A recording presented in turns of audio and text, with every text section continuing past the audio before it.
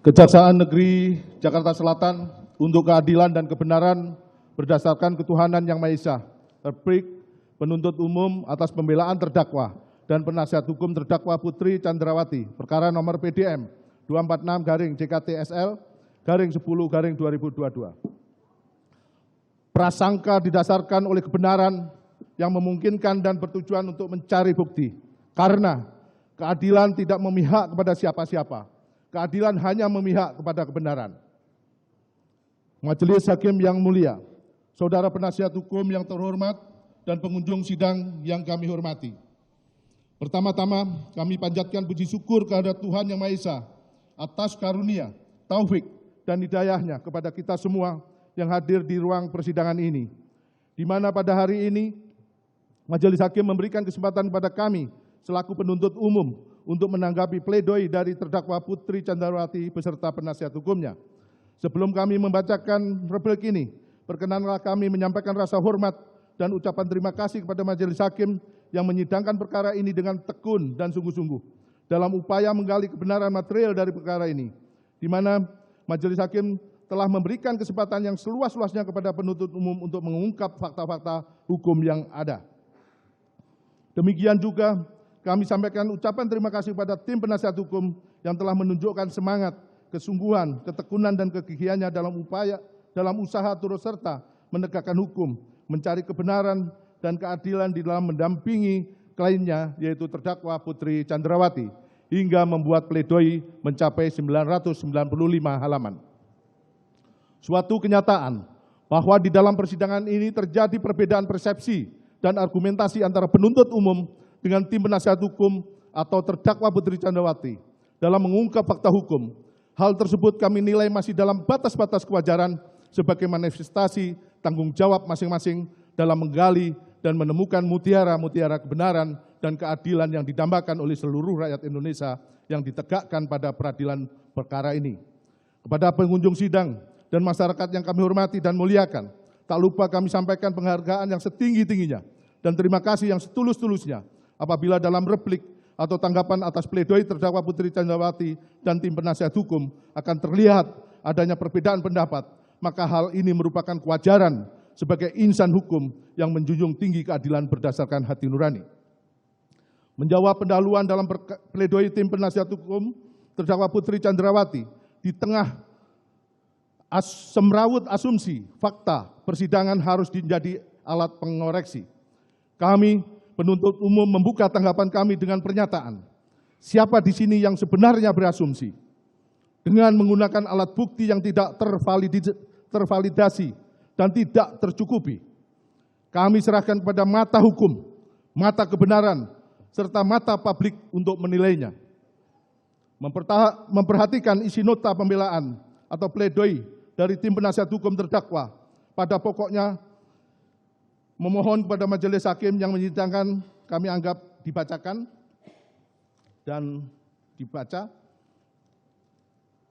bahwa permohonan tim penasihat hukum terdakwa Putri Chandrawati dalam pledoinya didasarkan atas pertimbangan analisa yuridis yang telah diuraikan dalam nota keberatan pledoinya dengan beberapa dalil. Untuk itu kami penuntut umum akan memberikan tanggapan sebagai berikut. 1. Tanggapan terhadap bagian pledoi pribadi terdakwa Putri Chandrawati. Pledoi pribadi terdakwa Putri Chandrawati yang terdakwa tulis tangan sendiri halaman 3 yang menyatakan, dengan tuduhan sebagai pelaku pembunuhan berencana yang sampai saat ini tidak saya pahami, tidak pernah saya menyangka pada tanggal 8 Juli 2022 telah bisa terjadi. Konstruksi yang dibangun dengan menambah aspek perselingkuhan rasanya tidak pernah cukup untuk mendakwa saya sebagai pelaku pembunuhan berencana, namun juga menuding saya sebagai perempuan tidak bermoral. Bahwa terhadap pendapat terdakwa Putri Chandrawati cukup dapat difahami karena apa yang dikemukakan oleh terdakwa Putri Chandrawati sangatlah relevan dengan fakta-fakta yang ada. Dan bahkan fakta tersebut telah terungkap di hadapan persidangan. Dan seluruh masyarakat pun telah mengerti yang sesungguhnya terjadi.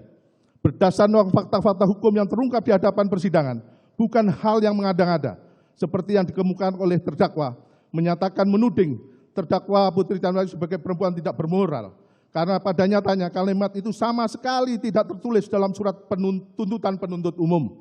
Penuntut umum menyadari dan menghormati betul kedudukan terdakwa Putri Candrawati sebagai seorang wanita, seorang istri, dan seorang ibu rumah tangga, sebagaimana Islam memuliakan Maryam, Fatimah, Khadijah, dan Aisyah. Kristen dan Katolik memuliakan Bunda Maria dan Elizabeth. Kemuliaan Dewi Sinta dalam Wiracarita Ramayana dan Draupadi dalam Mahabharata agama Hindu, serta kemuliaan Putri Yasodhara dalam ajaran agama Buddha. Sehingga penuntut umum memilih tidak menyimpulkan hasil poligraf atau beberapa alat bukti yang tidak terkait langsung dengan pemenuhan unsur inti delik, pistandel delik, dalam pasal sebagaimana dakwaan penuntut umum yang termuat dalam tuntutan terdakwa Putri Candrawati.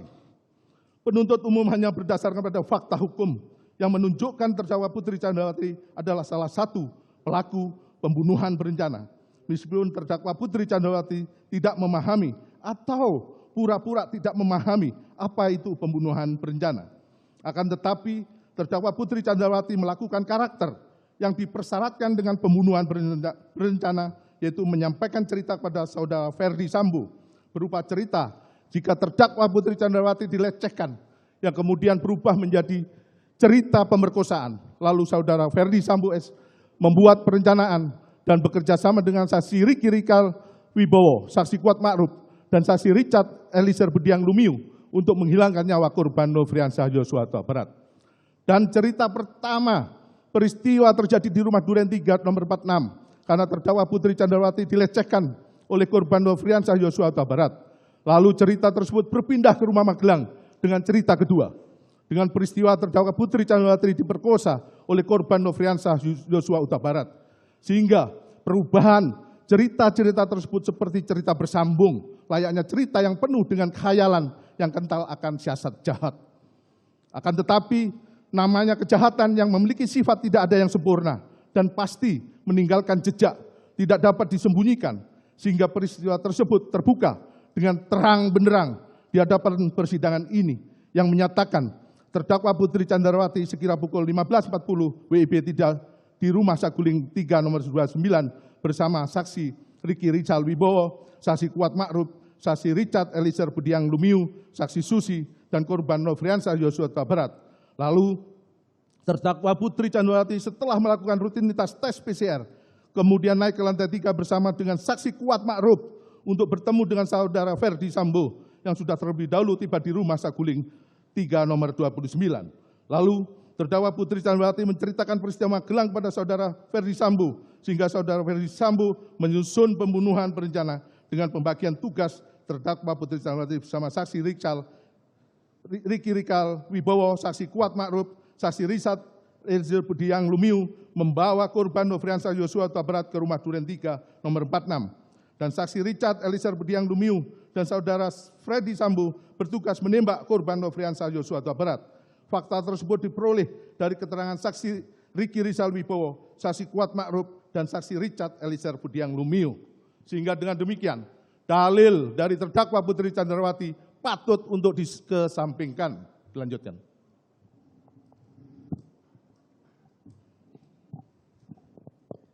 Mohon izin dilanjutkan. 2. Tanggapan terhadap bagian eksekutif summary pledoi penasihat hukum terdakwa. 1. Pledoi terdakwa Putri Candrawati melalui penasihat hukumnya, halaman 17 angka 1 sampai dengan 4 yang pada pokoknya menggambarkan sisi kehidupan harmonis terdakwa Putri Candrawati dengan seluruh keluarga besarnya, para ajudan dan ART. Pledoi tim penasihat hukum terdakwa Putri Candrawati keliru atau tidak benar. Terlihat tim penasihat hukum terdakwa Putri Candrawati terkesan memaksakan keinginannya agar penuntut umum menyelami pembuktian motif dalam perkara ini sehingga benar-benar terbangun perbuatan pelecehan atau perkosaan. Sementara sepanjang persidangan ini tidak terdapat satupun bukti yang menunjukkan bahwa terdakwa Putri Candrawati dilecehkan atau diperkosa.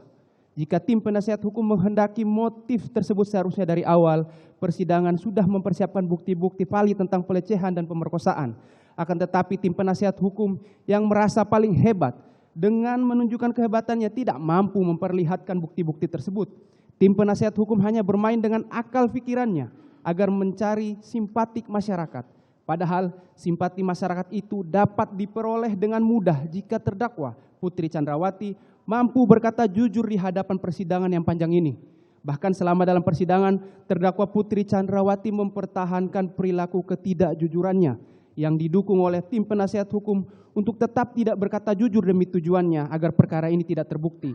Bahkan keteguhan ketidakjujuran itulah yang dijunjung tinggi oleh tim penasihat hukum terdakwa Putri Chandrawati dan seolah-olah melimpahkan kesalahan kepada korban Nofriansah Yosua Huta Barat yang sudah meninggal dunia karena tertembak akibat dari perbuatan salah satunya terdakwa Putri Chandrawati bersama-sama dengan saudara Ferdi Sambo, saksi Kuat Maruf, saksi Ricky Rizal Wibowo, dan saksi Richard Eliezer Pudiang Lumiu. Itulah yang menyebabkan tidak terlihatnya motif dalam perkara ini. Dan apakah dengan tidak terbuktinya motif perkara ini bisa kabur? Tentu jawabannya tidak. Karena secara normatif dan yuridis, motif bukanlah bagian dari bestandil delik atau inti delik yang harus dibuktikan. Penuntut umum melakukan pembuktian dengan metode yang berimbang atau fair trial guna terwujudnya due process of law dan telah berupaya melakukan pengungkapan motif dalam pembuktian terhadap perkara atas nama terdakwa Putri Chandrawati. Akan tetapi tidak dapat terbuka motifnya karena terdakwa Putri Chandrawati mempertahankan ketidakjujurannya. Lagi-lagi ketidakjujuran tersebut didukung oleh tim penasihat hukum sehingga pengungkapan motif tidak dapat terbuka secara terang benderang. Dan menjadi ironis dalam perkara ini terdapat korban Nofriansah Yosua Huta Barat yang telah dibunuh secara sadis dengan menggunakan cara berencana lebih dulu, maka untuk itu semua dalil tim penasihat hukum harus dikesampingkan. 2. Pledoi terdakwa Putri Chandrawati melalui tim penasihat hukum halaman 17 angka 5 sampai dengan 7 yang pada pokoknya menggambarkan peristiwa perbuatan keji, amoral dan tidak manusiawi yang dilakukan oleh korban almarhum Nofriansah Yosua Huta Barat terhadap diri terdakwa. Pledoi tim penasihat hukum terdakwa Putri Chandrawati keliru atau tidak benar. Tim penasihat hukum tidak profesional hanya mampu bermain retorika dengan memojokkan seolah-olah korban Nofriansah Yosua Huta Barat sebagai orang yang berbuat keji, amoral dan tidak manusiawi. Tim penasihat hukum mengemukakan pendapat tersebut terkesan memperlihatkan sikap emosionalnya, menjelek-jelekan korban Nofriansah Yosua Huta Barat. Seharusnya tim penasihat hukum berpikir jernih ikut membantu pengungkapan fakta sebenarnya. Dan yang terjadi tim penasihat hukum membuat statement yang tidak bisa dibuktikan kebenarannya. Tidak salahlah jika terdakwa Putri Chandrawati memilih tim penasihat hukum yang sekarang sebagai orang yang mendampingi untuk membela hak terdakwa Putri Chandrawati. Karena yang diharapkan adalah keterbukaan dengan latar belakang kejujurannya, malah yang terjadi mempertahankan ketidakjujuran dan bahkan memfitnah korban Nofriansah Yosua Huta Barat yang sudah meninggal dunia.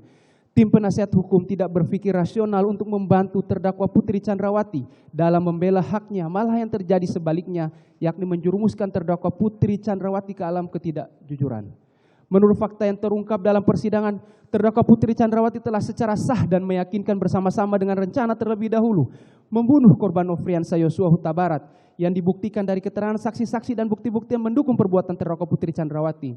Meskipun fakta tersebut sudah terbuka dengan terang, akan tetapi terdakwa Putri Chandrawati bersama tim penasihat hukumnya lagi-lagi melontarkan fitnah keji dengan menyatakan korban berusaha memanipulasi kejadian kekerasan seksual tersebut dengan memaksa membangkitkan terdakwa Putri Chandrawati keluar dari kamar untuk menghadang orang naik menuju lantai 2 kediaman Magelang. Dan dalil tim penasihat hukum tersebut tidak mampu dibuktikan karena memang tidak terdapat satupun bukti yang bisa menunjukkan dalil tim penasihat hukum. Di dalam pledoi, tim penasihat hukum menggunakan alat bukti keterangan ahli psikologi forensik yang menggambarkan terdakwa Putri Chandrawati sebagai seseorang yang sedang mengalami depresi atau trauma kekerasan seksual adalah tidak relevan karena alat bukti tersebut sebagai circumstance evidence atau alat bukti tidak langsung yang dalam keterangan ahli psikologi forensik baik oleh Reni Kusumawardani dan ahli Nathaniel Elnanus Jesumampo sama-sama memberikan keterangannya di depan persidangan di bawah sumpah bahwa hasil analisa psikologi forensik memiliki deviasi dan hasil psikologi forensik tidak bisa 100% menjamin kebenaran hasil dengan fakta yang sebenarnya.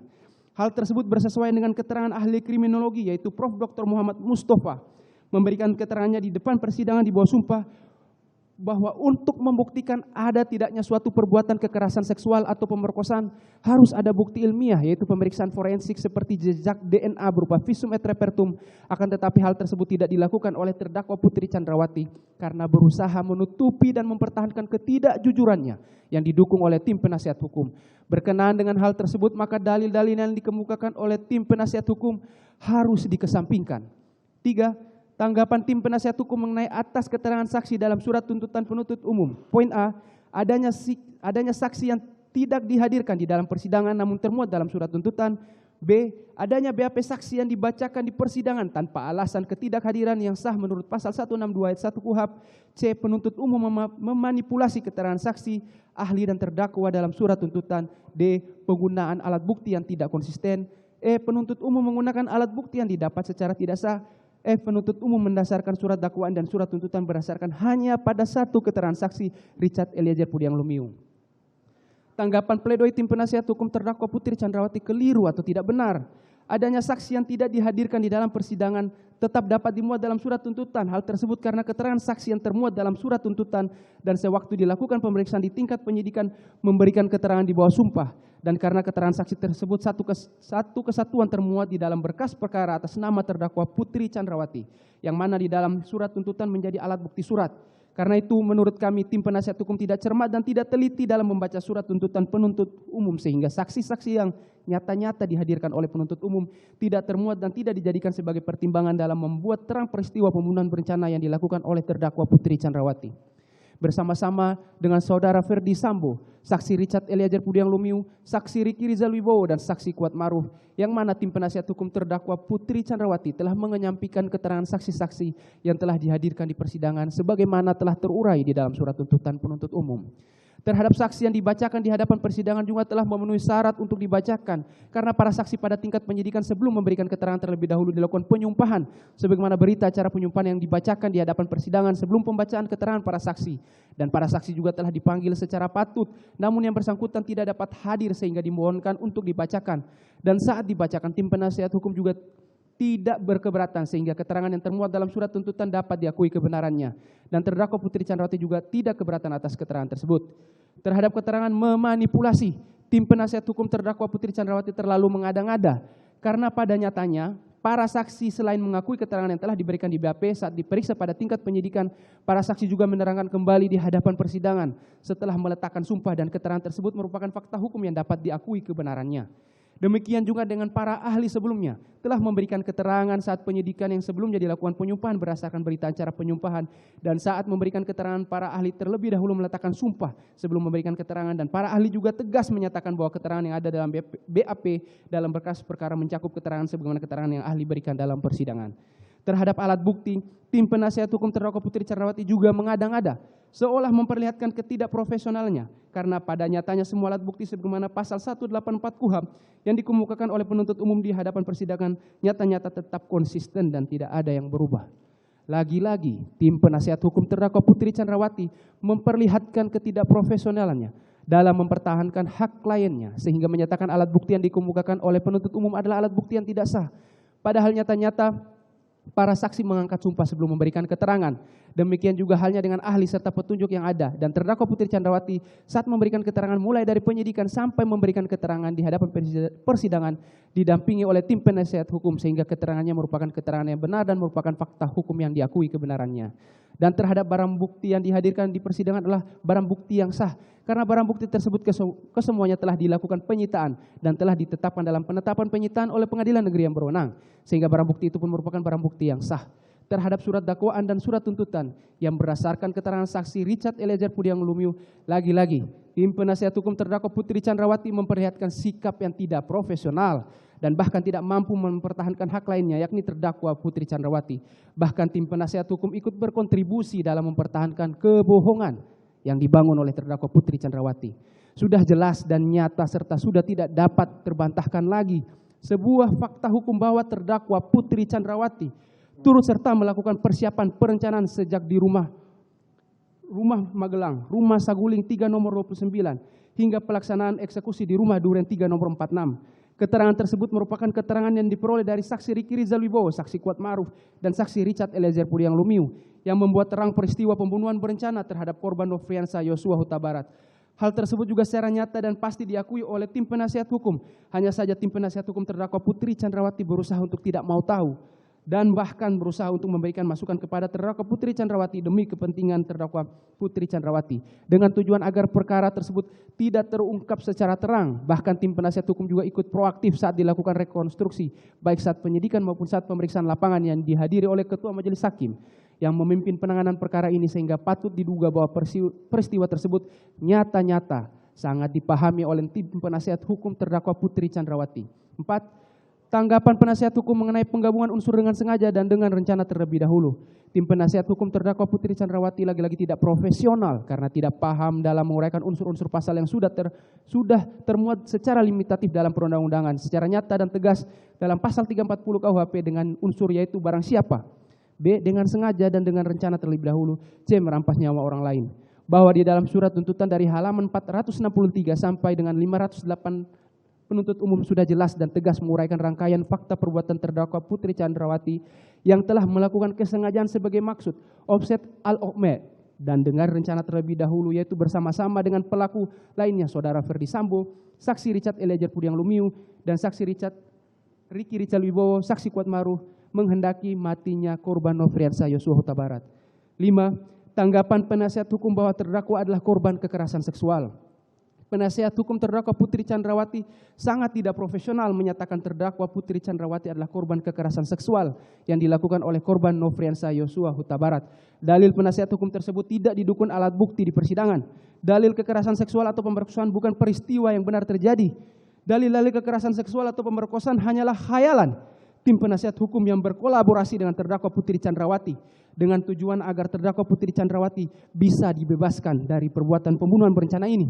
Hal tersebut menjadi petunjuk kuat bahwa peristiwa kekerasan seksual atau pemerkosaan merupakan bagian dari skenario yang dibuat oleh terdakwa Putri Chandrawati untuk menutupi peristiwa yang sebenarnya terjadi, sebagaimana yang terurai dalam tuntutan kami halaman 468 sampai dengan halaman 471 angka 4 sampai dengan 6. Perlu kami tegaskan kepada tim penasihat hukum terdakwa Putri Chandrawati bahwa penuntut umum telah menuntut terdakwa Putri Chandrawati bersama-sama dengan pelaku lainnya, yakni Saudara Ferdi Sambo, saksi Richard Eliezer Pudiang Lumiu, saksi Ricky Rizal Wibowo, dan saksi Kuatmaruf melakukan pembunuhan berencana yang mengakibatkan korban Nofriansah Yosua Huta Barat meninggal dunia, melanggar pasal 340 KUHP junto pasal 55 ayat 1 ke 1 KUHP, sebagaimana dalam dakwaan primer penuntut umum.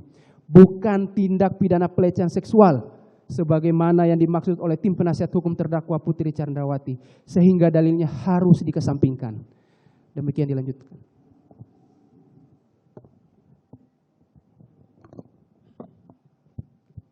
Izin majelis saya lanjutkan.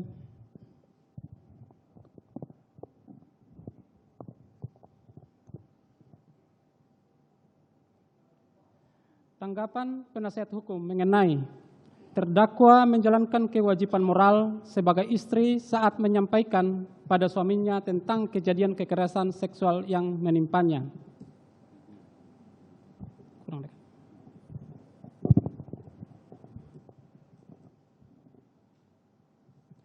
Tim penasehat hukum terdakwa Putri Chandrawati keliru dan tidak benar, bahkan menampilkan fakta persidangan nyata-nyata jelas dan tegas. Terdakwa Putri Chandrawati dalam persidangan mengemukakan menelpon Saudara Ferdi Sambo dan menyampaikan perbuatan korban Nofriansah Yosua Huta Barat. Atas penyampaian tersebut, Ferdi Sambo dan terdakwa Putri Chandrawati mempunyai kehendak yang sama dan rencana untuk memberi pelajaran dan meminta pertanggungjawaban kepada korban Nofriansah Yosua Huta Barat, sehingga Saudara Ferdi Sambo tidak menggunakan logikanya, sehingga korban Nofriansah Yosua Huta Barat direncanakan untuk dibunuh. Bahkan bekerja sama dengan terdakwa Putri Chandrawati, saksi Kuatmaruf, saksi Ricky Rizal Wibowo, dan saksi Richard Eliezer Pudiang Lumiu. Artinya, peristiwa pembunuhan berencana tersebut dikehendaki oleh terdakwa Putri Chandrawati. Hal tersebut sudah tidak terbantahkan lagi. Sebagaimana fakta yang terurai dalam surat tuntutan, akan tetapi tim penasihat hukum hanya berusaha untuk mengalihkan guna mengaburkan peristiwa yang sudah terang benderang terungkap di depan persidangan ini. Fakta tanggapan nomor 7, tanggapan penasihat hukum mengenai terdakwa memerintahkan saksi Rizal Wibowo untuk menggunakan senjata api korban mengamankan senjata api korban di Magelang hanya didasarkan pada asumsi belaka tanpa didukung alat bukti yang sah, sampai dengan tanggap nomor 18. Tanggapan penasihat hukum mengenai tuduhan penuntut umum mengenai terdakwa mengetahui pemberian handphone dan sejumlah uang bertentangan dengan fakta sidang yang sebenarnya dan tidak benar. Bahwa tanggapan tim penasihat hukum terdakwa Putri Chandrawati pada poin 7 sampai dengan poin 18 merupakan tanggapan yang keliru dan tidak benar. Tim penasihat hukum benar-benar tidak proporsional, tidak fokus atau gagal fokus dalam mengikuti persidangan yang panjang ini. Terkesan tidak mempertahankan hak-hak hukum dari kliennya, yakni terdakwa Putri Chandrawati yang didampinginya. Bahkan tim penasihat hukum terkesan menjerumuskan terdakwa Putri Chandrawati sehingga tersesat dalam memberikan keterangan karena bertujuan akan mengaburkan fakta hukum yang sebenarnya. Bahwa tanggapan tim penasihat hukum perihal pernyataan penuntut umum yang menyatakan pakaian terdakwa seksi adalah tidak relevan, imajiner, dan negatif. Hal ini menunjukkan bahwa tim penasihat hukum tidak jeli dalam mengikuti persidangan yang berjalan selama ini. Hal ini kami kemukakan berdasarkan petunjuk yang didapat dari kesesuaian antara keterangan terdakwa Putri Chandrawati, saksi Riki Rijal Wibowo, saksi Kuat Maruf, saksi Richard Eliezer Pudihang Lumiu, saksi Ajam Romer, saksi Prayogi Iktara Wikaton di depan majelis hakim pada saat persidangan, dan hal ini sangatlah tidak wajar bagi seorang istri jenderal bintang 2 yang menggunakan pakaian seperti itu pada saat keluar rumah, dan apabila terdakwa Putri Chandrawati memberikan keterangan bahwa sudah kebiasaan mengganti pakaian setelah melakukan perjalanan jauh. Karena pakaian yang dipergunakan sebelumnya ingin terdakwa Putri Chandrawati ganti karena sudah dipergunakan dari Magelang sampai ke Jakarta, sangatlah tidak masuk akal. Apabila memang suatu kebiasaan terdakwa Putri Chandrawati berganti pakaian setelah melakukan perjalanan jauh, kenapa tidak diganti pada saat berada di rumah Saguling 3 nomor 29? Karena terdakwa Putri Chandrawati memiliki lebih banyak waktu pada saat tiba di rumah Saguling 3 nomor 29, kurang lebih 2 jam pada saat berada di rumah Duren 3 nomor 46. Sebelum tim penasihat hukum tergesa-gesa dan serampangan menyimpulkan bahwa penuntut umum telah manipulatif dan keliru menerapkan perbuatan pasif dalam pembuktian dakwaan pembunuhan dan pembunuhan berencana, karena pasal 338 ataupun pasal 340 KUHP merupakan delik aktif, bukan delik pasif, agar tim penasihat hukum mencermati dengan objektif dan pikiran yang terbuka bahwa peran dari terdakwa Putri Chandrawati adalah mengajak pergi isoman di rumah Duren 3 nomor 6, masuk kamar dan mengganti bajunya untuk beristirahat guna mendukung skenario awal yang telah direncanakan sejak di lantai 3 rumah Saguling, yakni nantinya di rumah Duren 3 nomor 46 akan ada keadaan pelecehan dari korban Nopriansa Yosua Huta Barat terhadap terdakwa Putri Chandrawati sebagai penyebab awal terjadinya tembakan yang menewaskan korban Nopriansa Yosua Huta Barat. Bahwa selama pembuktian perkara ini, dari beberapa saksi yang sangat penting, jelas dan tegas, rangkaian peristiwa terungkap dengan terang benderang dari keterangan saudara Perdi Sambo, saksi Riki Rijal Wibowo, saksi Kuat Maruf, saksi Richard Eliezer Pudihang Lumiu, didukung dengan saksi Ajam Romer, saksi Prayogi, saksi Diryanto alias Kodir, saksi Juni Artika Huta Barat, saksi Mahendra Rizki, saksi Pera Mahareta Simajuntak, saksi Daden Miktabul, saksi Farhan Sabila, saksi Abdul Somad, saksi Susi, saksi Ahmad Syahrul Ramadan, saksi Raditya Adiaksa, saksi Anita Amalia Dewi Agustin, saksi Victor Kamang, saksi Bimanta Jaya Diputro, saksi Nepi Aprilia, saksi Iqbah Jaka Tilawah, saksi Ridwan Soplanet, saksi Ripail Samuel, saksi Sulap Abo, saksi Martin Gabe, saksi Renhat saksi Teddy Rohendi, saksi Tony Rido Nugroho, saksi Audi Prato, saksi Endra Budi Argana, saksi Harun Yuni Aprin, saksi Panji Julfikar, saksi Linggom Parasian Siahaan, saksi Susanto Haris, saksi Agus Nurpatria, saksi Saksi Irfan Widianto, Saksi Beni Ali, Saksi Hendra Kurniawan, Saksi Ari Cahya Nugraha, Saksi Arif Rahman, Saksi Arsyad Daya Gunawan, Saksi Cuk Purwanto, Saksi Bakyun, Saksi Danu Pajar Subekti, Saksi Arianto, Saksi Chong Di Fung, Saksi Sartini, Saksi Novianto Ripai, dan didukung juga oleh keterangan ahli Sirajul Uman, ahli Arif Sumirat, ahli Aji Fibrianto Aryosid, ahli digital forensik Heri Prianto, ahli Pirasamia, ahli Dr. Ade Firmansyah Sugi Harto, ahli Parah Primadani, ahli kriminologi Profesor Dr. Muhammad Mustafa, ahli digital forensik Adi Setia, ahli digital forensik Eko Wahyu Bintoro, ahli psikologi forensik Dr. Anda Reni Kusumawardani, ahli pidana Dr. Effendi Saragi, ahli pidana Dr. Alfi Sahari. Kesemua keterangan bersesuaian sebagaimana fakta hukum yang telah termuat dalam surat tuntutan penuntut umum yang telah dibacakan di hadapan persidangan pada hari Rabu tanggal 18 Januari 2023. 19. Analisa interval waktu CCTV berkesesuaian dengan alat bukti sah lainnya. Perkiraan waktu, kejadian, dan keterangan. Pukul 14.46 menunjukkan saudara Ferdi Sambo tiba di kediaman Saguling dan menuju lift untuk naik ke lantai 2. Bersesuaian dengan keterangan saksi Daden Mitapul Haq, saksi Prayogi, saksi Ajan Romer di bawah sumpah di muka persidangan pada tanggal 8 November sampai dengan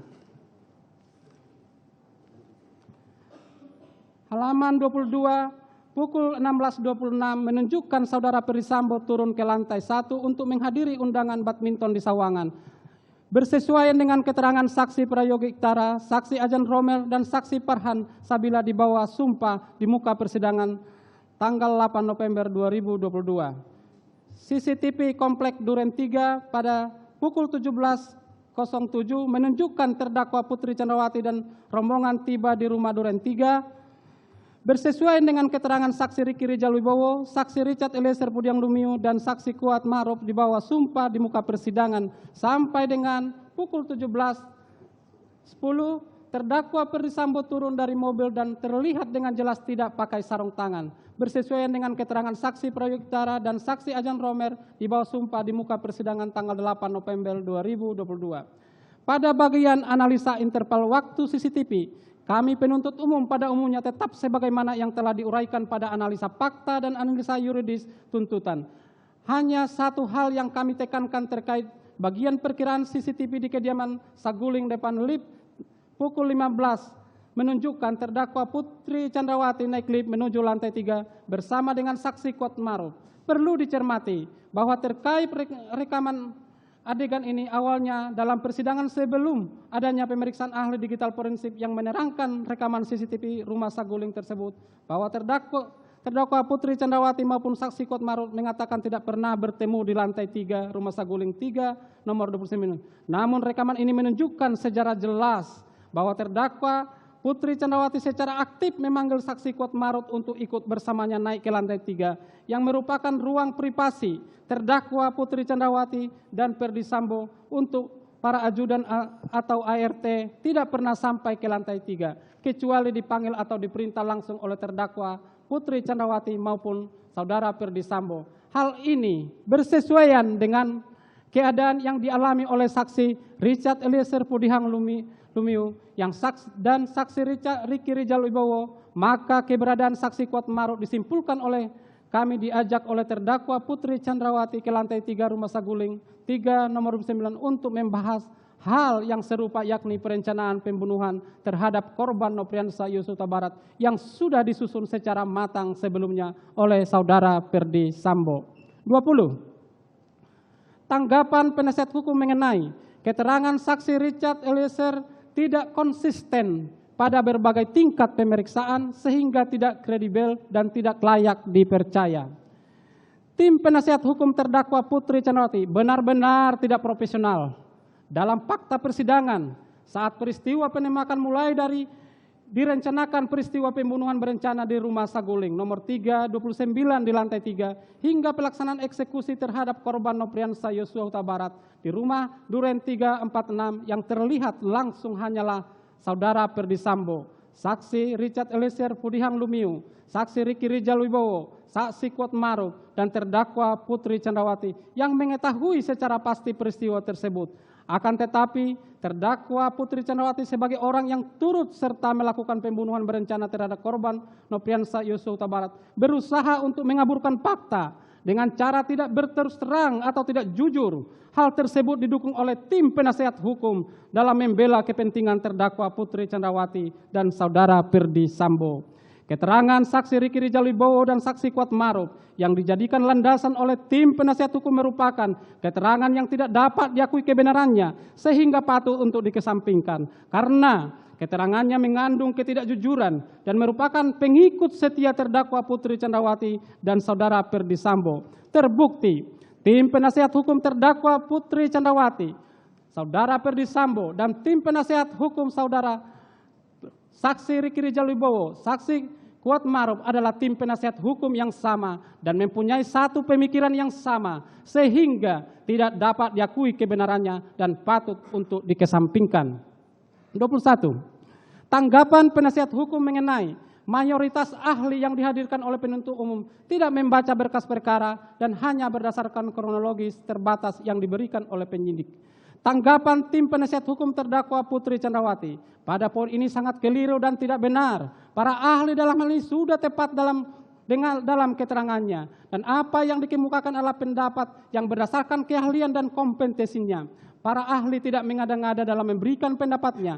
Rangkaian cerita kronologis yang diperoleh dari keterangan saksi Richard Eliezer Pudihang Lumiu adalah kronologis yang benar dan bersesuaian dengan bukti-bukti yang telah dihadirkan di persidangan, sehingga pendapat ahli dalam surat tuntutan penuntut umum adalah tepat dan benar merupakan fakta hukum yang patut diakui kebenarannya. 22. Tanggapan penasehat hukum mengenai penuntut umum tidak menggunakan alat bukti secara utuh. Tanggapan tim penasehat hukum terdakwa Putri Candrawati perihal penuntut umum tidak menggunakan alat bukti secara utuh merupakan kesimpulan yang sangat naif berdasarkan pengetahuan hukum yang sangat dangkal dan kelihatan bahwa tim penasehat hukum tidak profesional dalam membela klien mereka karena tim penasehat hukum terlihat tidak mengikuti proses persidangan yang sangat panjang secara seksama karena senyatanya dalam proses persidangan kami jaksa penuntut umum menggunakan alat bukti yang sah sebagaimana diatur dalam pasal 184 ayat 1 KUHP sehingga kami jaksa penuntut umum berkeyakinan bahwa terdakwa Putri Candrawati terbukti secara sah dan setelah melakukan perbuatan tindak pidana sebagaimana yang kami dakwakan dan kami buktikan dalam surat tuntutan kami. Dalil tim penasehat hukum ini adalah bentuk ketidakpuasan atas tidak dipakainya beberapa alat bukti yang menurut tim penasehat hukum sangat membantu mereka dalam mengaburkan fakta dan membangun konstruksi fakta hukum yang sesat. Sebenarnya, tim penasehat hukum sudah mengetahui jawaban atas dalil mereka ini dalam pledoi mereka sendiri dan sudah menerangkan masih dalam poin yang sama bahwa pada dasarnya penuntut umum diperbolehkan untuk memilah alat bukti di mana yang dapat digunakan untuk membuktikan dakwaan maupun tuntutannya. Sebagaimana tujuan pembuktian bagi penuntut umum sebagai suatu usaha untuk meyakinkan hakim berdasarkan alat bukti yang ada agar seseorang terdakwa bersalah sesuai dengan apa yang didakwakan kepadanya. Untuk itu, penuntut umum harus menapis dan menyaring setiap alat bukti yang ada dengan melihat aspek validaritas dan kesesuaian dalam membuktikan setiap unsur pasal yang didakwakan guna mendapatkan kualitas alat bukti yang baik dan kredibel dalam pembuktian kesalahan dan perbuatan terdakwa. Tanggapan penasihat hukum mengenai hukum atau dakwaan primer dengan unsur-unsurnya. Tanggapan tim penasihat hukum atas hukum dakwaan dengan unsurnya bahwa tanggapan tim penasihat hukum terdakwa Putri Candrawati pada angka 23 dan 26 tidak perlu penuntut umum tanggapi karena telah termuat dengan jelas dan tegas dalam uraian analisa yuridis dalam surat tuntutan penuntut umum mulai halaman 455 sampai dengan halaman 584 bahwa dalam tuntutan penuntut umum terdakwa Putri Candrawati dinyatakan telah terbukti secara sah dan meyakinkan melakukan tindak pidana pembunuhan berencana secara bersama-sama dengan dakwaan primer melanggar pasal 340 KUHP junto pasal 55 ayat 1 ke 1 KUHP. Tanggapan penasihat hukum mengenai sekalipun tim penasihat hukum berpendapat terdakwa tidak terbukti secara sah dan meyakinkan, namun apabila majelis hakim berpendapat lain, kami perlu menyampaikan hal-hal yang meringankan yang sepatutnya diperhatikan dan dipertimbangkan oleh majelis hakim yang terhormat dalam memutus perkara pidana aku. Permohonan tim penasihat hukum terdakwa Putri Candrawati dalam hal ini patut dikesampingkan karena meskipun terdakwa Putri Candrawati selama persidangan bersikap sopan, akan tetapi terdakwa Putri Candrawati melakukan pengingkaran yang dituangkan dalam pledoi tim penasihat hukum maupun pledoi yang dikemukakan oleh terdakwa Putri Candrawati sendiri. Faktanya, terdakwa Putri Candrawati berbelit-belit dalam memberikan keterangan di persidangan dengan dalih lupa, dan pada saat majelis menanyakan apakah dengan kejadian mengakibatkan korban Nopriansa Yosuta Barat meninggal dunia karena ditembak, ada perasaan menyesal, dan atas pertanyaan majelis tersebut, terdakwa Putri Candrawati menjawab bukan penyesalan tetapi lebih kepada menjadi pelajaran hidup. Bahwa oleh karena semua dalil tim penasihat hukum terdakwa Putri Candrawati tidak berdasarkan hukum dan tidak terbukti, maka kami penuntut umum memohon kepada Ketua Majelis Hakim yang memeriksa dan mengadili perkara atas nama terdakwa Putri Candrawati agar mengesampingkan dalil-dalil yang dikemukakan dalam pledoinya dan menyatakan terdakwa Putri Candrawati terbukti secara sah dan meyakinkan melakukan tindak pidana pembunuhan berencana secara bersama-sama sebagaimana dakwaan primer melanggar pasal 340 KUHP junto pasal 55 ayat 1 ke 1 KUHP. Bahwa terhadap hal-hal lain yang termuat dalam pledoi penasihat hukum yang belum terbantahkan dalam replik penuntut umum ini, maka penuntut umum menyatakan tanggapan tim penasihat hukum dalam pledoi telah terbantahkan dalam replik ini yang merupakan satu kesatuan dengan surat tuntutan penuntut umum yang telah dibacakan pada hari Rabu tanggal 18 Januari 2023. Selanjutnya, kami serahkan sepenuhnya kepada majelis hakim yang menyidangkan perkara ini. Semoga Tuhan yang Maha Esa memberikan kekuatan batin kepada majelis hakim yang mulia dalam menjatuhkan putusan dalam perkara ini dengan seadil-adilnya.